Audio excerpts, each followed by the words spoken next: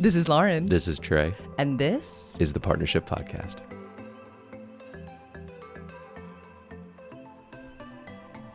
Do you see what's on my shirt? Yeah, booby, grapefruit, grapefruit titties, So grapefruit nipples. Exactly. It's a shout out to our grapefruit technique. I never got grapefruited. What are we going to do about that? I don't know. You going to punish me? No, No, not into. Welcome to the chairs, my love. Yeah. What an interesting week we've had. Like, we originally thought we were going to pop in these chairs and talk about a space to play that we cultivated on Tuesday.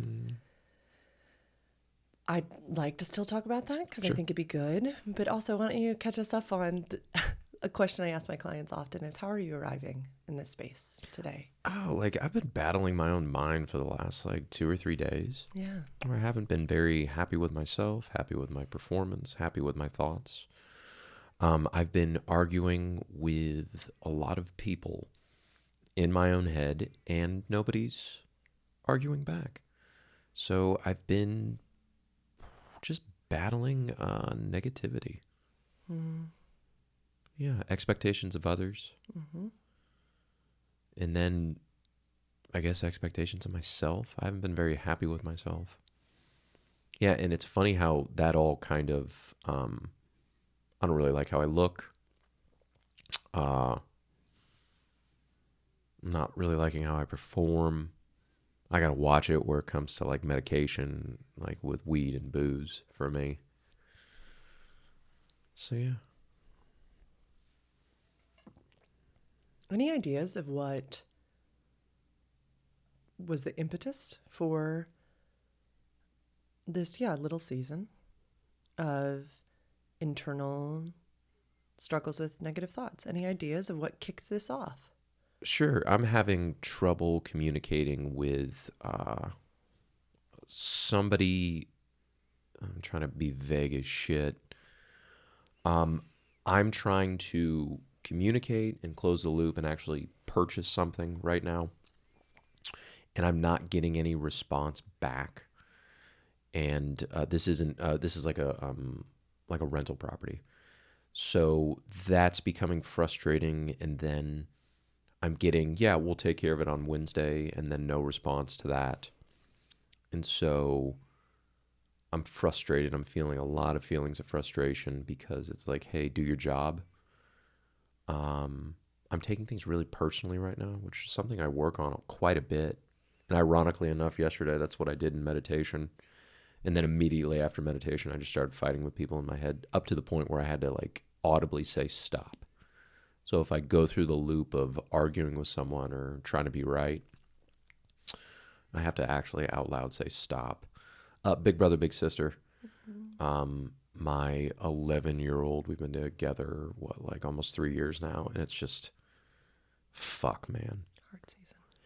Hard season where it's, I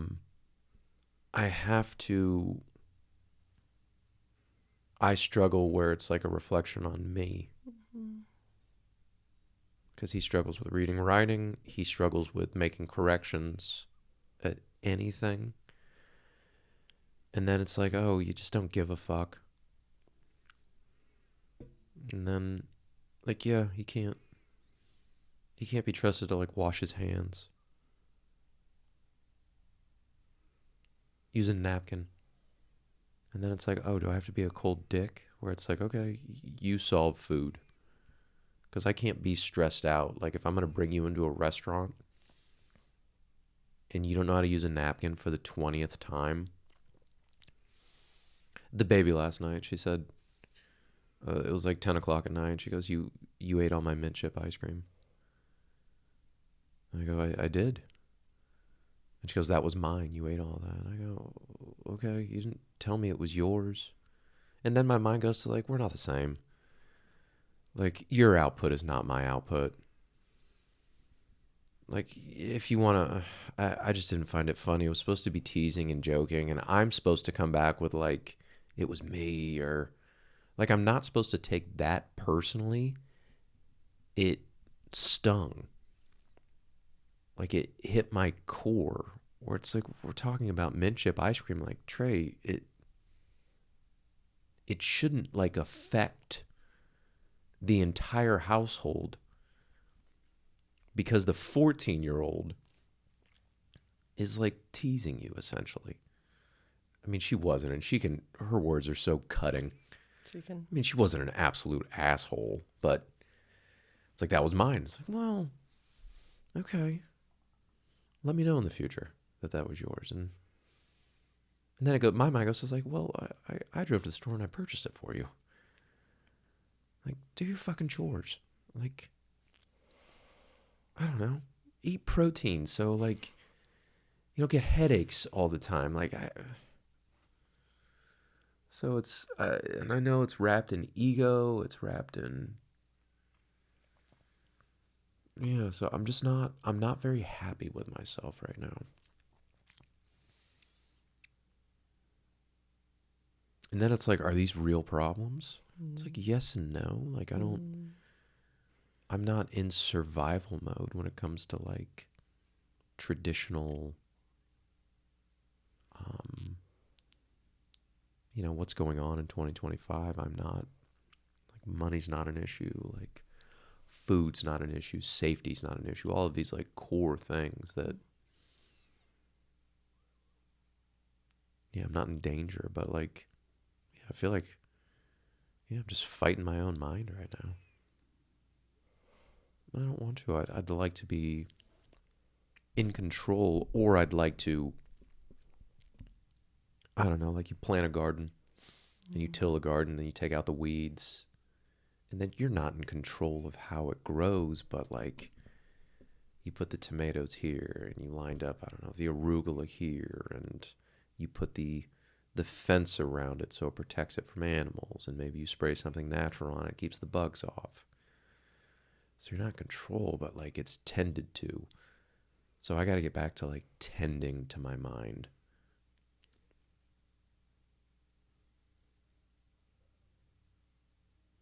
That's it.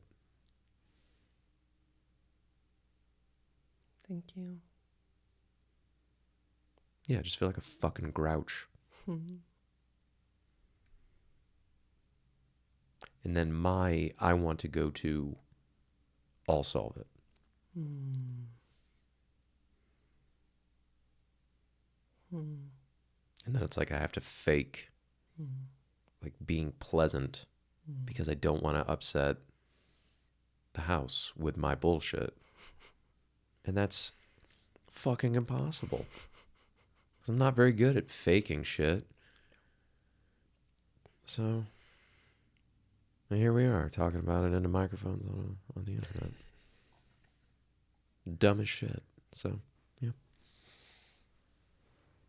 Maybe, but also maybe one of the reasons that folks like you and I are so critical of these mental spaces that we get in is that maybe we have never, ever seen human beings, healthy, flourishing human beings, have struggles that they share honestly and work through them and come out on the other side. And so maybe it's stupid, but also maybe it feels hard because we've never witnessed anyone else do it. This is new frontier. Absolutely new frontier. This is why we wanted to start this fucking podcast, was that we had little to no examples of real partnership.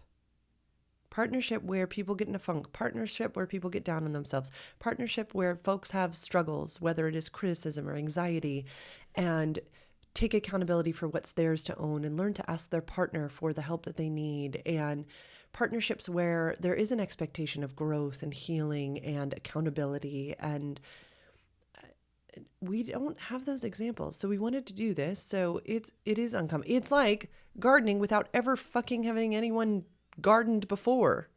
And you're like, well, I think I can plant the cucumbers next to the pumpkins. But what you don't know is that pumpkins, they go everywhere. They take over. They just take over the garden. And so then it's like, oh, okay, can't do that. Next year I need to do this. We are learning as we go. And I know you find so much value in a mentorship process. And there's just not that many examples of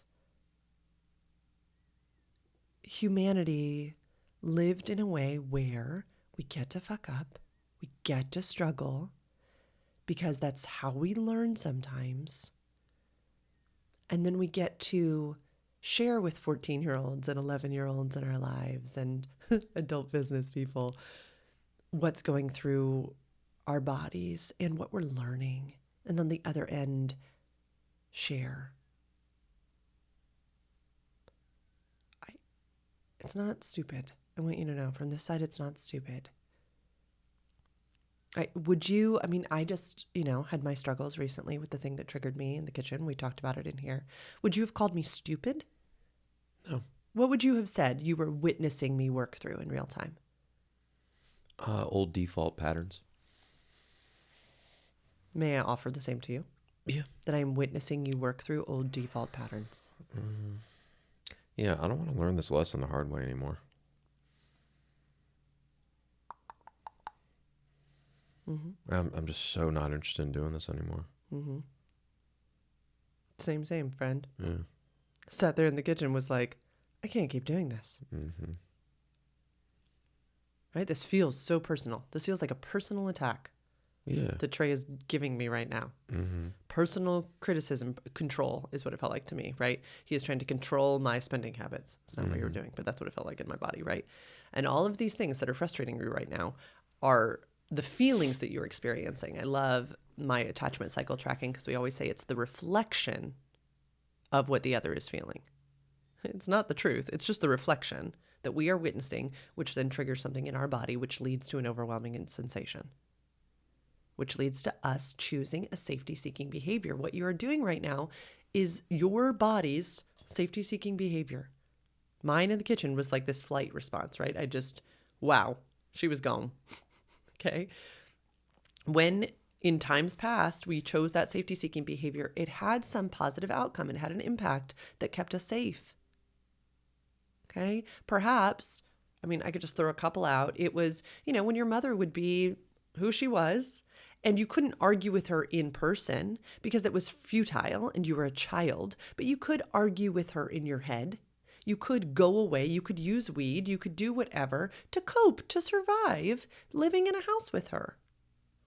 Okay? That was a safety-seeking strategy that was wisdom when you were an adolescent and when you were a child. Because yelling back at an adult figure is only going to result in worseness. So, I'm sorry, I will not shame you for this pattern of behavior. Yes, you are hitting what Jack Moran would call a rude awakening. You are realizing that no, this safety-seeking behavior, this pattern that your body has chosen, no longer has an impact that you like. Yeah, and you're exactly right. We do get to change it. And it's hard because these things were wired decades ago. Decades ago. But there's nothing wrong with you. It's not stupid. I'm sorry, I will never shame that little Trey. When you tell the stories of her yelling in the car and you being captive and that type of stuff to her anger, yeah, every kid is going to go internal and do a form of safety seeking. Yes, every single one. We are not going to shame younger Lauren, who was told that a McChicken sandwich was too expensive and that she would never get a man. Right? So that she needed to be more meek, more controlled, more this, more that, less. I'm not going to shame her. These were things that came from other places. Now, can we look at cultures, systems, and say that's stupid? Yes. That is, I'll tell my clients all the time, that is directing the anger in the appropriate place. But not inward. It's not helpful. It is not helpful. Guilt and shame do nothing. Nothing. One of my Jungian folks says that guilt is the most unhelpful emotion ever. It doesn't lead us anywhere. It just leads to that horrible, you just feel bad.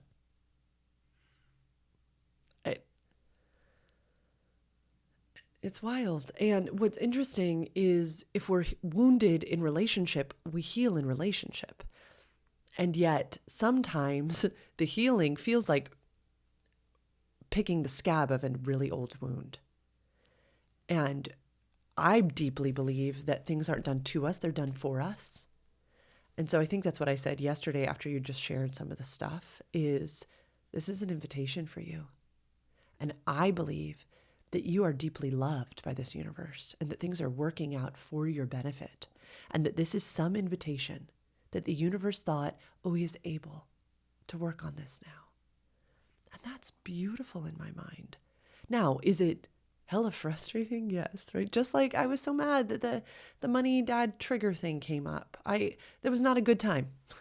It was not convenient. I would prefer not to. And I'm really thankful. I'm really thankful that you called me out and said this can't keep happening.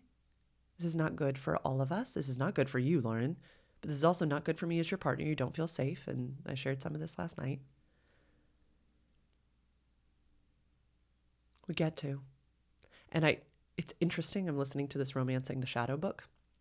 I got the paper copy because it's so good. It's coming today. And she's talking about for people in male bodies who were wounded by their mother in relationship. You want to know what the healing antidote is? A daughter. This author says that there are things that a person in a young female body will provoke in the old wounds in us. And yet, if we can romance the shadow piece of us, lean into this, realize that this young woman is not our mother, we can literally heal that old wound. I burst into tears thinking about how much the baby can pointedly trigger you, because it's wild. It is wild shit. How you two are so alike, yet can wound, so easily. She was saying the other day, we had that long talk. She was like, why is it that Trey can make me cry so badly, like so easily? Yeah, I think there is something there that is very interesting. And I was just like, holy fucking shit when I heard this. Because, yeah, it's like there's something vibrationally that happens between the two of you that if I had said, wouldn't have been taken personally. But if she says it, boing. Like, oh, what is that? What is that? Well, I go to tallying too. I know. Where it's like, dude, we're not the same. Like, we don't output the same. I know. And so it's like, where's the invitation? Yeah. Because that is, we've said before, right? That's like the boing side. Mm-hmm. Like, if the tallying starts, we know ego, Trey, is coming forward, which ego protects us, babe.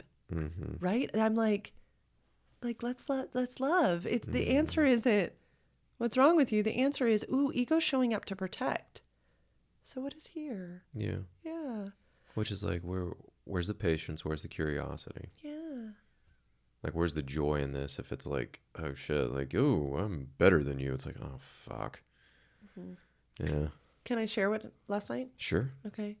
Because we were really proud of ourselves. Okay. So yeah, we came home. Everything had been real great. I, of course, can notice, even though Trey, you already referenced it, right? That you're like, I'm not a good actor. So I knew what a hard day he had. And then we got to go see best friend M's son in a local production of Footloose. And, so just a lot of output on a day.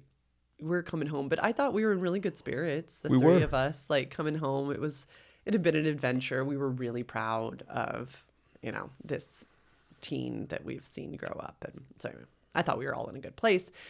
We came in, I was prepping coffee, Trey's watering the yard, the baby's getting a burrito to have a late dinner, and opens the freezer to get like her organic Annie's burritos, and notices that this ice cream that she and Trey both like, the one that they had previously discussed, him getting another, like, he was like, hey, I'm going to get some of this ice cream. What one do you want, is what I'm assuming happened, was mint chip, and it was all gone.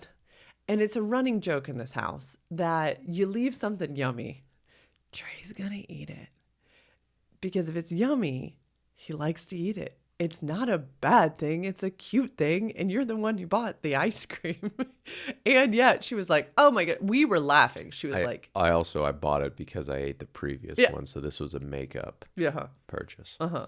This was I ate all the ice cream. Which is a running joke here. It is not that you keep us in scarcity. It is just the running joke that if it's delicious, this like, what is the brand? Tillamook? It's a really good ice cream, really great ingredients. So Trey had bought ice cream to replace the ice cream that he had eaten so that she hadn't gotten any. And she opens the freezer after being gone at her dad's a couple days and it's gone again. And I'm like, oh my God, while your burrito's cooking, you should totally go tease Trey. Because I thought that's the space that we were all in, which is my bad. Did not know that she was like, oh my God, yeah. I mean, and I'm just like prepping coffee. And she goes skipping out to the front yard and says, I don't know what, but something pointed. I come out to the front yard to add what I thought was teasing. And I can tell this has gone wrong. And Trey's just like spraying the lawn. And I'm thinking, oh no, what happened? Then you came inside, energy shut off, protection. You weren't being mean. You were just shut down. We were in this like fun, playful spirit. You're down. We move up to the bedroom. You are shut off.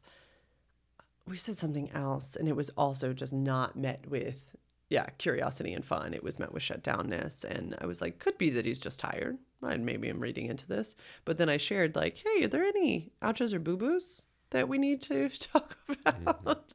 And yeah, that's when you kind of started sharing about the ice cream moment. And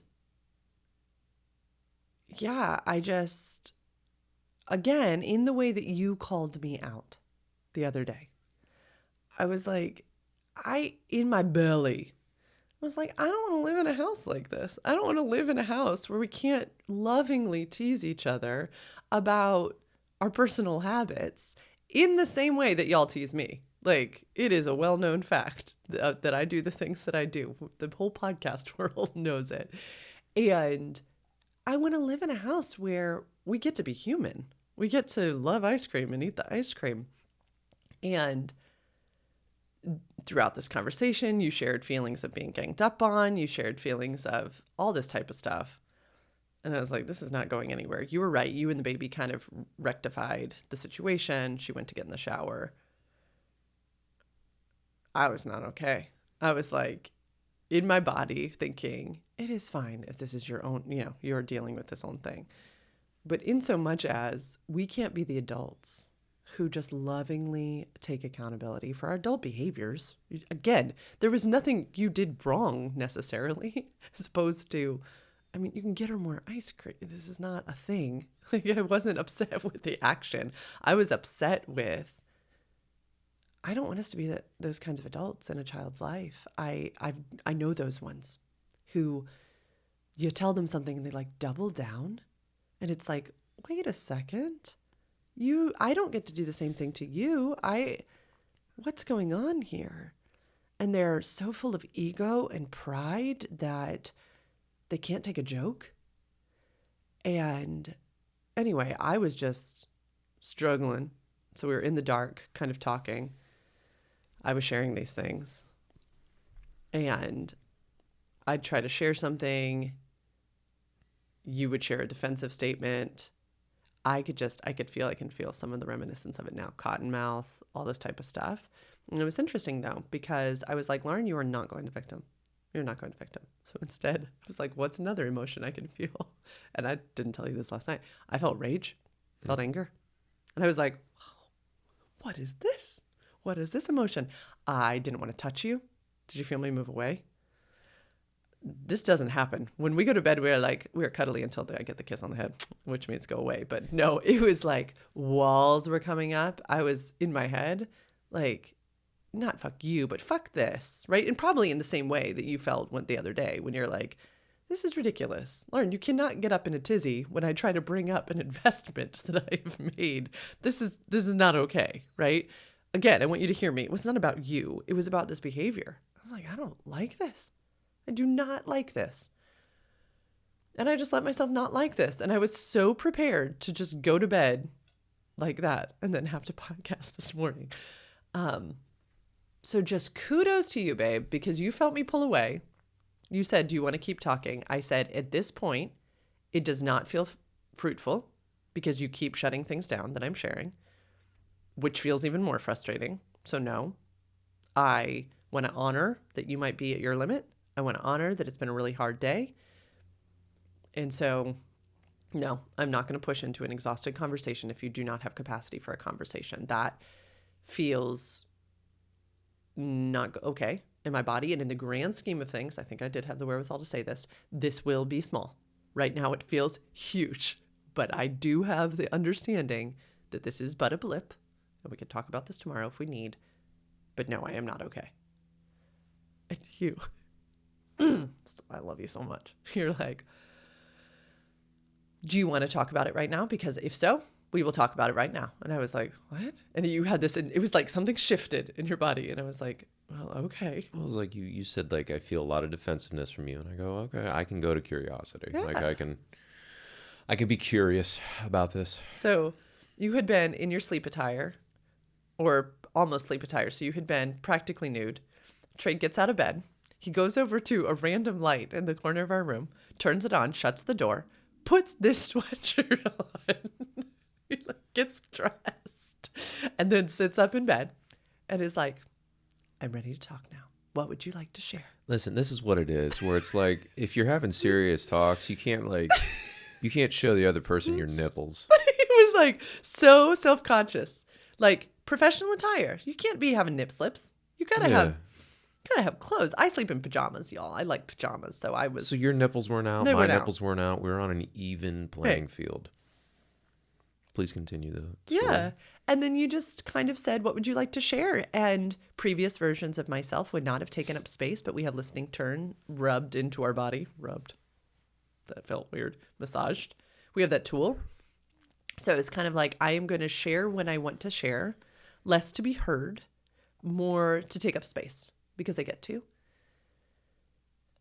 And I just did. I shared my piece.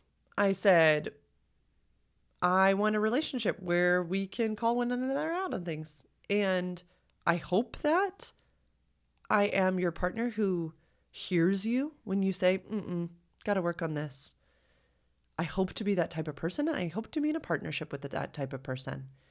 And I don't like that I thought I sent a teenager out on the lawn to joke with her stepfather.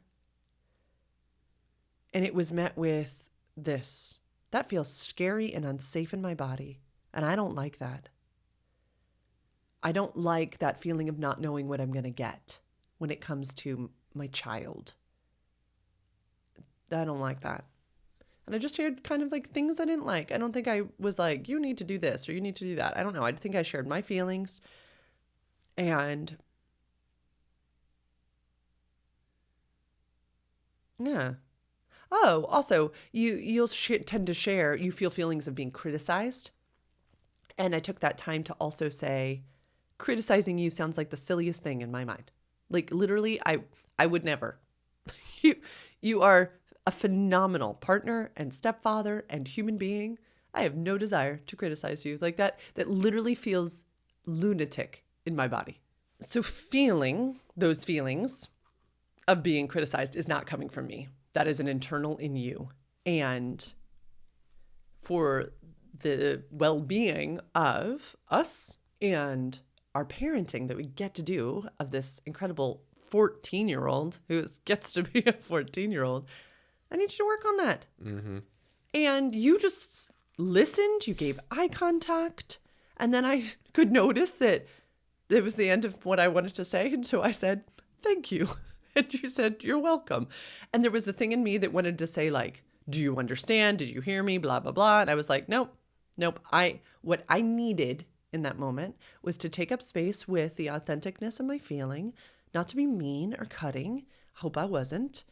And literally, you can correct me if I'm wrong.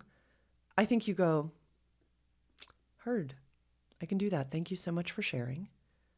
Yeah, I don't want to be a man who folks need to walk on eggshells around, who is unpredictable, who we don't know what mood he's in. And I can be the adult. That's what you said, right? Like the 14-year-old gets to be 14. And we can call her out on her bullshit as she continues to grow and help give her tools. But I can be the adult. And you just had this softness and this lack of defensiveness. And I was like, oh, I feel so lovely. Mm-hmm. What, do you remember anything different? Yeah, what I take it heard away. is like, Trey, you're being a dick. And it's like, okay, why are you going to butt hurt so quickly? Because for clarity, the 14-year-old did come out I'm sure. and criticize me. And I'm she sure. doubled down on it too. I'm sure. And it just hit a fucking nerve where it's like, it was mine, I owned it. It's like, can we have a conversation about that first in the future? That's where my mind went, where it's like, I didn't know. I didn't know I was eating her property. And yeah, but it's like, maybe I could be the adult. Like maybe I could, and I could do that too, where I could joke. Where it's like, yeah, the cat ate it. Or it's like, it was me. Yes. Or it's like, no, you weren't using it. Or it's like, Yes. no, the ice cream goes bad after May. I could have said something because it was such a small amount too. She crushed that. And it's also, my mind goes to like, it goes to all these criticisms like back at I know. a 14-year-old child. And then it's like, oh, it's just not healthy. It's not good. And what's going on with me? And so, yeah, when you kind of said, it's like, Trey, you're kind of being a fucking asshole. And I heard you. And I don't want to be an asshole because I've been around assholes and I don't like being around assholes. And so I don't want to be that myself because I don't want to be a person that people have to kind of, like you said, oh, what mood is he in right now? Not today, but like right now. What's his temperament? And it's like, oh, do we need to avoid him? And it's like, oof. Yeah, those people I don't want to be around. So I don't want to be that myself, and I don't want to kind of put out that energy, which I've been putting out a lot of the last couple of days. Yeah, like even in my body right now, I can kind of feel it. Not the sense of being defensiveness, but just like the sense of like it's there. And it's a weight. And it's heavy. And I feel it in like my pit of my stomach. When we were going to bed last night, that's where I just felt a nasty, big old pit in my stomach, like something was wrong.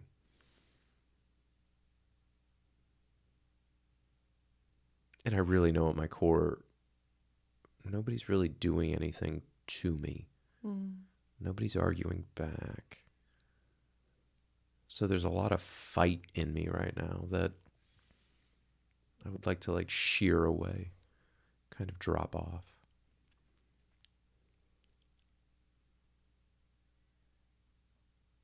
Yeah, and I can get clear on, yeah, I can be really nice to myself and kind of, I can cultivate the space to kind of shed that away.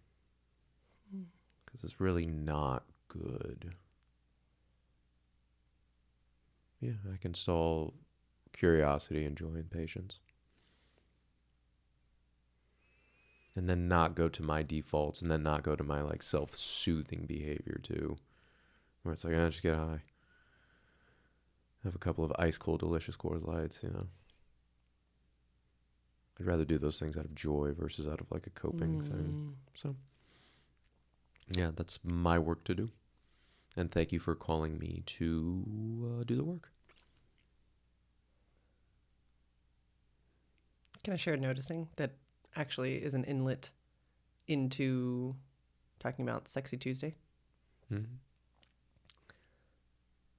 I've talked about this before, but one of my favorite people who talks about shadow work shares that oftentimes after a high experience, after something really good, is when the shadow appears.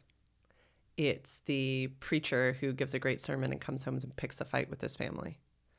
It's the, me who has a great day of sessions, who then is angry at her family when they give her some corrective feedback.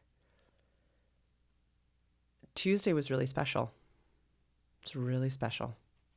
We worked really hard to cultivate something that was really open and vulnerable and beautiful, and I'd love to talk about it. You created a space to play. You invited me into that. We crafted it. We protected it. We really dated each other. It was really beautiful. And it can be really interesting how after light, shadow shows up. And again, it's just interesting. If we think about some of the times in which you and I have had some of the hardest times, it's been after a season of abundance, after an experience that was really great. You and I both shared that we might have been experiencing some drop, some like literally hormone rebalancing. Do you remember this? After sexy encounter, again, we can talk about this. And I'm just offering that scientifically, that state can last for a couple days. And you would not be the first one to experience an experience of drop, which is it's like the sympathetic nervous system goes offline, so the parasympathetic nervous system comes back online. And it is this interesting experience because you felt it. We went into almost like a sexy vortex. And that experience of coming back online, I have gotten to witness several times, is an interesting process in your body. And I don't know if it's that your fight response comes in because you feel a little exposed and vulnerable or something, but that criticism space often comes up. If we think of some other hot, sexy encounters that we've had, what followed? Criticism, interestingly enough. And I just offer it as a noticing that some of my shadow work people, I've told you this story, Robert Johnson, before he would go speak on very fancy topics to very fancy places, he would wet a towel in his hotel room and repeatedly pelt it at the shower wall, like getting anger and ugliness out. Because what he was finding was the more celebrated he was, the more great something was, the harder the fall was afterwards, because he would just label himself as good. So there's that piece of shadow, but then there's also the scientific element of what I've gotten to notice in your body post sexy times. And I mean cultivated sexy times, not just warm sex that we have in the morning or the evenings. I don't see any dysregulation in your body, but coming out of the safety of like a nurturing cocoon that we create, criticism tends to show up. So it's just a noticing that I give. And my BDSM and kink colleagues would say, sounds like drop. Sounds like coming out of that space. And some people feel depressed. Some people feel hypervigilant because they had been so vulnerable, so exposed, so safe. They would talk about it at Wheel of Consent training, remember? Like armoring ourselves back up before we went out into the real world. Every day at the end, we would have a practice because they were like, the world is not as safe as it is in here. All day long, we have crafted safety, and we're about to send you back out into the mean, wild world. There might be something you need to do. And I always found that so beautiful because it's true. Out in the world, they don't care for each other like you and I did in that container. So anyway, just a noticing. But I thought we could wrap up this conversation talking about the sexy container that we made, because now doesn't everybody want to make one? Because this too could be your life. Yeah, do you want to talk about it? How does that feel for you? Can we save it? Yeah. Kind of talked out, unless you want to like lead most of it. Yeah, I think it fits really nicely here. Okay. Can I lead most of it? And Sure. you can just color in the lines.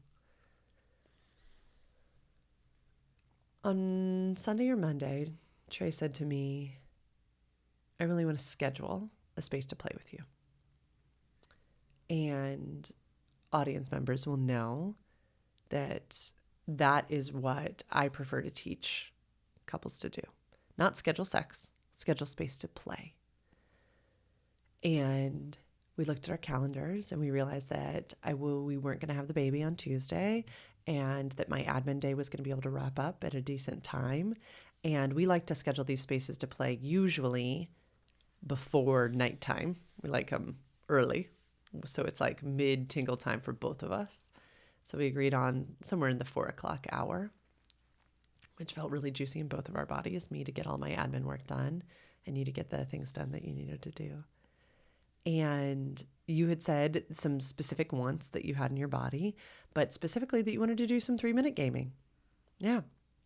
And so it was so neat because you prepared the space, I prepared myself, and, you know, we really talked about, you know, intentions, desires, and you were just like, I think just some mutual being in all 4 of the quadrants, some taking and allowing, some serving and accepting, and just getting comfy in those. And so I put on some lingerie that I felt comfy in because that just really puts me in a much more sexy space, because that's not something we do on the average. And you got the living room all set up to be like a sexy dungeon space. And yeah, we played a round of 3-minute game that was completely like clothes on or whatever we were wearing, underwear on. And did we do non-genital too? Yeah. So it was just forms of touch, forms of rubbing one another's bodies, forms of exploration. Yeah. What would you say were your biggest takeaways from the first round? I love a barrier like that. It's like you can't go straight to genitals. It allows for more creativity. It allows for like the erotic to build. I asked for a lap dance. Oh my goodness, I forgot about that. Yeah, I thought that was like, it was so wonderful because it was like a clash of like fantasy and reality. Does that make sense? Yeah. Where it's like, oh, this is like this sexual being, say like if you were an exotic dancer, like the sexual being that this is transactional, and it's like, no, but this is my wife also. So it was those two things. You'd never asked for that either before. No. So I never, it was a will you question. Will you give me a lap Fabulous. dance? Yeah, And that's great. it was so fun. Yeah, like curating in the 3-minute game, it's a negotiation too, where it's like, can I do this, this, and this? And it's then you ask questions and say if something doesn't feel comfortable, can we do this? And so, yeah, there was like there was some highly erotic things like that I got to like negotiate with you with our clothes on. So hot. So yeah, that, you know, what's lovely about 3-minute game is the pacing, right? So yes, it's 3 minutes, but in between, it's like the reconfiguring and thinking about your next ask and what you want. And like Trey said, like, does a pillow need to be under your knees? How can one be more comfy? We were sliding our coffee table around. Sorry for people who come into our house. This is just too much visual. We're not coming on the actual coffee table, so it's, yeah, there's not spit and cum and lube on the actual coffee table. So don't think that. Make sure and like and subscribe. So then we did that. I think we took a little break, and then we were like, okay, do we want to go again? And this time we can incorporate genitals, and if one wanted to request clothes coming off or this or that, we could. And boy, did we. We did, but did we keep penetrative intercourse off the table? It was never off the table. No, we just, neither one of us like choose your player. We just didn't go. We didn't go to that in our 3-minute game. No. So it's like the next time we played was incredibly more spicy, like primal. Oh God, so hot. Pussy licking, dick sucking. Yeah. So much genitaling. Make sure and like and subscribe. This is where I felt my body falling into the different space, was in the second round that we played. Because there is something about the pacing, the slowness, the build, the arousal that is getting to grow so slowly, but so much higher than we typically court. Yeah. It's almost like a meditative dreamlike space. It is wild. It's like a drunkenness. It is. It is an altered state for sure. Yeah. And it is just wild. It was so wild that after we finished our full second round of the 3-minute game, we found ourselves laying upside down on the extended part of our sofa. It's like a sectional thing. And we both looked at each other and we were like, are we complete? Yeah, granted, this was no orgasms, no penetrated sex, but I was like, hey, just checking in. Like, we could be done right now. We could go out to dinner. Right. Because that was the second half of That date was night. second half. That was my planning. Like, are we good, or should we, like, have sex and, like, orgasm? Right. I mean, we literally both looked at each other and said, we could be complete right here. Correct. We could take this energy to dinner, stay kind of touchy, stay blissed out, and then come home and have sex after.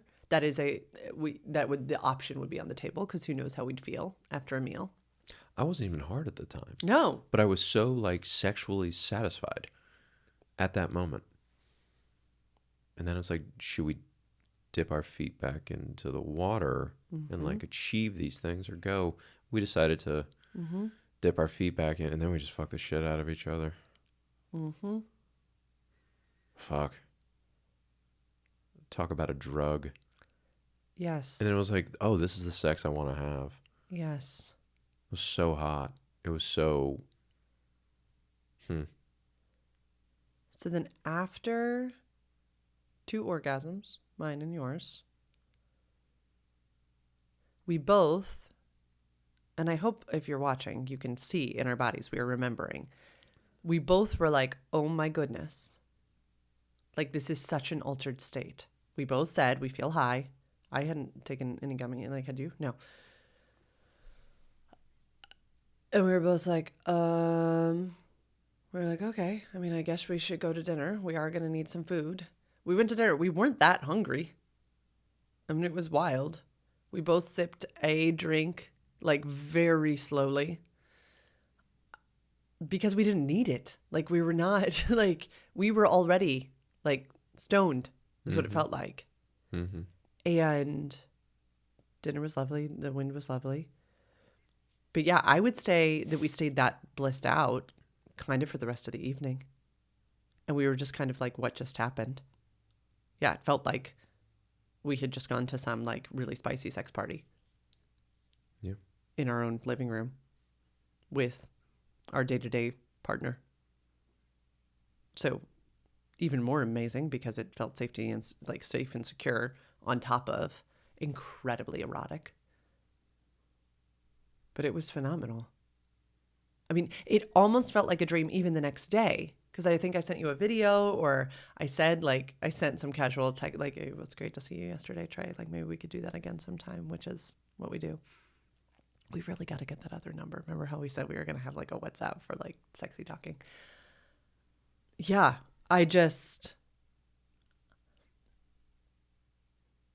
what are your takeaways now thinking back on it? What were some of your favorite parts? It's good to want. The intentionality that we put into it. Yeah. Yeah. Did you feel... Sorry, go ahead. Sorry. Then it was the opportunity for sex to happen, where it's like, we're not scheduling sex to happen, we're scheduling the opportunity. So it takes pressure off of me, where it's like, oh, I could pivot if I wanted to. Yeah, we could not do this also. So if I'm really not feeling it, like, I have that ability where I'm not, like, letting Lauren down. Or maybe I am, but, like, we could have a conversation about it. Yes. And I think she could do the same thing. Yeah, a few times I said, yeah, our sex date. And you were like, no. You said to me, this is a space to play. Which, for anyone who's ever been in a female body who's felt obligation to sex, or that this is for the other person, it is Trey's way of reminding me that no, this is for both of us and our wanting. This is a space for us to play and to sit into wanting. This is not an obligation to anything other than to get into our wanting. I am realizing, as we are talking about this, hopefully the audience is realizing this in real time too. What a contrast from that to the rest of your week. Because this world is not set up to have these types of juicy negotiations that keep us in wanting, that say it's good to want, and then say, yeah, how can we negotiate in the third domain to make that happen? Our world is not set up like that. And so if I could go back in time, we have said this before, so shame on us.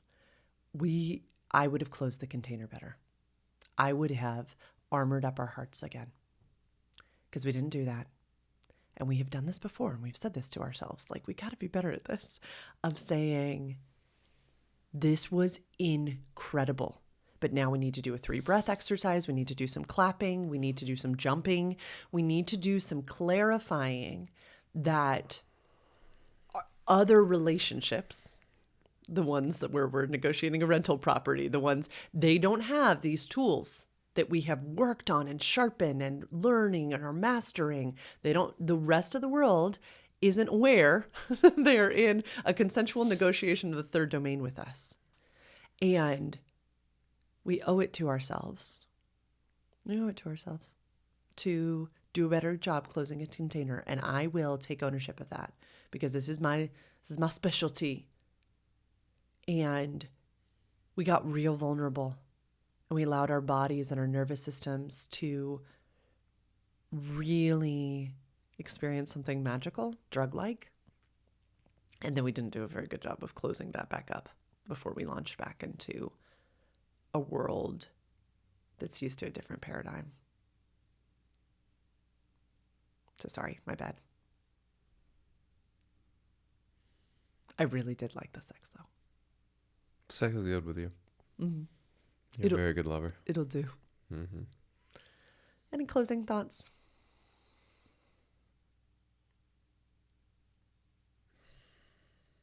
No. I'm just going to be patient with myself. Yeah. And get my shit done. And do it in a healthy way, and kind of like be in control of my little garden mind here, or try to. And then if I have these arguing things, I'm going to stop. Yeah, that's my goal today. It's just to not argue with anyone, including myself. That's it. Any closing thoughts for you, honey?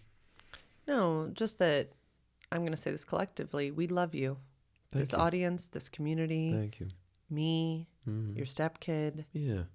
We love you. I don't feel very deserving of it right now, so I'd like to get back into a place of like, oh, I like receiving that without like, hold on, I can be a lot, or hold on, I'm doing all this right now. You may want to critique that or send that somewhere else. So I fell in love with you because of some of these very same things. So we love you. Thanks for being a man who takes accountability. Yeah. Thank you for coming to this episode of the Partnership Podcast with Lauren and Trey, where we talk about sex and problems. If you want to know more about how to navigate things like this with your partner, you can go to sexedforyou.com/free consult. I'd love to chat with you and help tool you up for your partnerships. Remember that these are our opinions and only our opinions. You take what you like, leave the rest. You have a right to self-determination and informed decision-making. We will chat with you again soon. Bye-bye.